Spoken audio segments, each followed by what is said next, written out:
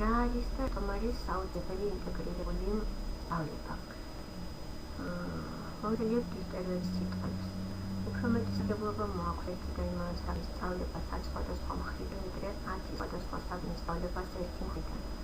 ცოდნის რაოდენობაში კი არ არის გათლება, არამედ ყოველი ენის სრულ გაგებასა და უსწორ გამოყენებაში, რაც იცი. ეს სიტყვები განსაკუთრებით ეხება ჩემი აზრით სამოქალაქო განათლების სწავლებას. ეს ის საგანია, მე თავისი სპეციფიკიდან გამომდინარე ყველგან და ყველაფერში რომ სწავლება ერთად ძალზე თუ ის არის და ძნებს. ეს არის საგანი ცხოვრების ადამიანის შესახებ, რომელიც ასწავლის როგორ მოიქცეთ, რა უნდა გავაკეთოთ, როგორები ვიყოთ, რომ სამოქალაქო საზოგადოების აშენება შეძლოთ. მის ელემენტებს ნებისმიერ ზოგსაგანმანათლებლო დისციპლინაში შეხვდებით. ქართული ენის და ლიტერატურის დასწავლებული ფიზიკური კულტურის დამთავრებული.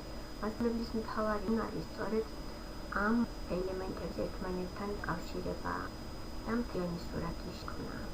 მასწავლებლისთვისაც ეს ერთგვარი თამაში თავსართია, პატარ-პატარა ნაკლებით საზოგადოების დიდი ყოფილი სურათის შექმნა. სამოქალაქო განათლების სწავლების მთავარი მიზანია საგანშორისი ელემენტების დაკავშირება და მოსწავლეისთვის საზოგადოების ერთიანი სრულყოფილი სურათის შექმნა. მიუხედავად იმისა, რომ სამოქალაქო განათლება არის თემები, რომელთა დამოკიდებლად სწავლება უფრო ადვილია, ინტერდისციპლინარული ბუნებიდან მომდინარე, უფრო სასარგებლოა მათი სხვადასხვა საგანთაჭრევო სწავლება. ზოგადად, როგორც პირველ ლექციაზე აღვნიშნეთ, სამოქალაქო სწავლება უნდა ემყარებოდეს პრინციპს ახლობელიდან შორეულისაკენ.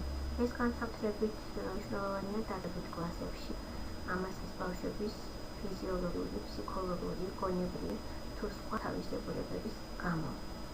შესაძლებელია დაწყებით საფეხურზე თემების, კონცეფტების, მოსაზრებების და სხვათა სწავლა ბავშვისთვის ყველაზე ახლობელი კონტექსტით, მეტი და მასთან დაკავშირებული სხვა კონტექსტებით, ანუ თვითშემცნებით დავყოთ. შემდეგ თანდათანობით გავაფართოთ ოჯახით, სკოლით, ქვეყნით და სამყაროს შესახებ ცოდნის ელემენტებით. მათი მიდგომა მათ ამ კონტექსტებში საკუთარი ადგილის, როლის, ფუნქციების, უფლებების, მოვალეობების, პასუხისმგებლობის განსაზღვრა პოვნაში გაუადვილებს, რაც საბოლოო ჯამში მისი მოქალაქეების ჩაყალიბების კარგი წინაპირობა იქნება.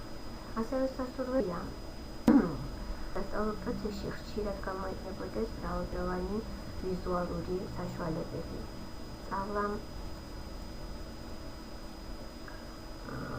სწავლა-თამაშით, მიზნობრივი ექსკურსიები, პრაქტიკული სამუშაოები, მაგალითად სკოლის გამგონებაში მონაწილეობა, საკლასო წლების კონსტიტუციის შექმნა, ურთიერთხმარება სწავლაში და სხვა. სწავლის პროცესი ყველა საფეხურზე ინტერაქტიული უნდა იყოს და ყოველი სასწავლო თემა შეძლებითყვარად ახდეს მოდელირებული პრაქტიკა. მაგალითად, თვითმმართველობის საკითხი სკოლის თვითმმართველობაში მონაწილეობა, გარემოს დაცვის საკითხებს დარღვევა და საკუთარი სკოლის მდებარე ტერიტორიის დასუფთავება, კონფლიქტ მართვას სკოლის პრაქტიკაში თანატოლთა მიერ კონფლიქტის მედიაცია გადაწყვეტის სისტემის შექმნა და დანერგვა და ასე შემდეგ. სკოლის ერთ-ერთი ძირითადი მიზანი მოსწავლეთა საზოგადოებრივი ჩართულობა და მონაწილეობა ასამაღლებლად შესაბამისი ინოვაციების დანერგვა უნდა იყოს. მაგალითად, სკოლის თვითმმართველობა, თანატოლთა მიერ მედიაცია, რადიო, გაზეთი და ასე შემდეგ. თუ ამ ყველაფერს შევაჯამებთ, მასწავლებლის მთავარი მიზანი უნდა გახდეს ასწავლოს სწავლა. სამოქალაქო განათლების, ისევე როგორც ნებისმიერი სხვა საგნის სწავლებას, მთავარია, რომ სწავლადამთავრებულ შეძლოს დამოუკიდებლად სწავლა, რაც გაგრძელებას სწავლა. ეს მნიშვნელოვანია იმიტომ, რომ თუ გავითვალისწინებთ იმის შეუძლებლობას ვასწავლოთ მოსწავლე ყველაფერი, რაც წლის განმავლობაში სჭირდებათ, უნდა ვასწავლოთ სწავლა. ანუ უნდა განივიცადოთ ის ცნობის მოყარეობა და ცოდნის მოყარეობა, რაც მათ საინტერესო პირებზე პასუხს მოედინებს ამ სფეროში.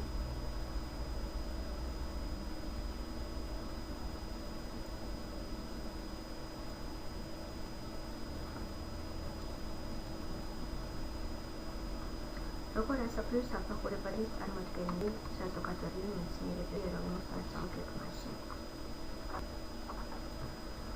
საზოგადოებრივ მეცნიერებათა ჯგუფის საგნებს საყოფილი საფეხურები დაბერგად მოიყენეთ ეროვნული სასწავლო გეგმიდან.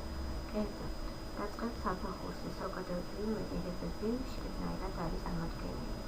პირველ, მეორე, მესამე და მეორე კლასებში საქართველოს ისტორიის, გეოგრაფიისა და სამოქალაქო განათლების ელემენტები შედის სხვა სასწავლო საგნებში: ქართული ენა და ლიტერატურა, ბუნებისმეტყველება, ესთეტიკური შრომის თეორია და მათემატიკა. მეხუთე, მეექვსე კლასებში საქართველოს ისტორია, გეოგრაფია და სამოქალაქო განათლება ისწავლება ინტეგრირებული საგანში ჩვენი საქართველო. პირველ, მეოთხე კლასებში სამოქალაქო თავდაცვისა და უსაფრთხოების საკითხები ჩართულია ბუნებისმეტყველებისა და ფიზიკური განათლების სკოლის სასწავლო პროგრამებში, თუმცა მეოთხე კლასში ერთი სესიის განმავლობაში ჯამურად თოიკი საათი სპეციალურად გამოყოფილია საგნისათვის მუშაობის უსაფრთხოება. მეხუთე, მეექვსე კლასებში აღნიშნული საკითხები ჩართულია ბუნებისმეტყველების, საზოგადოებრივი მეცნიერებისა და სპორტის სასწავლო პროგრამებში. საბაზო საფეხურზე მე-7 კლასიდან ისტორიისა და გეოგრაფიის სწავლება იწყება დამოუკიდებელ საგნებად. სამოქალაქო განათლების სწავლება მე-7 მერვე კლასებში მიმდინარეობს ისტორიასთან ინტეგრირებით. მე-9 კლასში სამივე საგანი ისტორია, გეოგრაფია და სამოქალაქო განათლება ცალ-ცალკე ისწავლება. მე-7 და 9 კლასებში სამოქალაქო თავდაცვისა და უსაფრთხოების საგანში შემავალი თემატიკა ჩართულია ბიოლოგიის, ფიზიკის, იმიის, გეოგრაფიის, ისტორიის, სამოქალაქო განათლებისა და სპორტის სასწავლო პროგრამებში. მე-8 კლასში ერთი სემესტრის განმავლობაში ჯამურად 12 საათი სპეციალურად გაყოფილია საგნისათვის უსაფრთხო და საგანგებო მიზეზებში.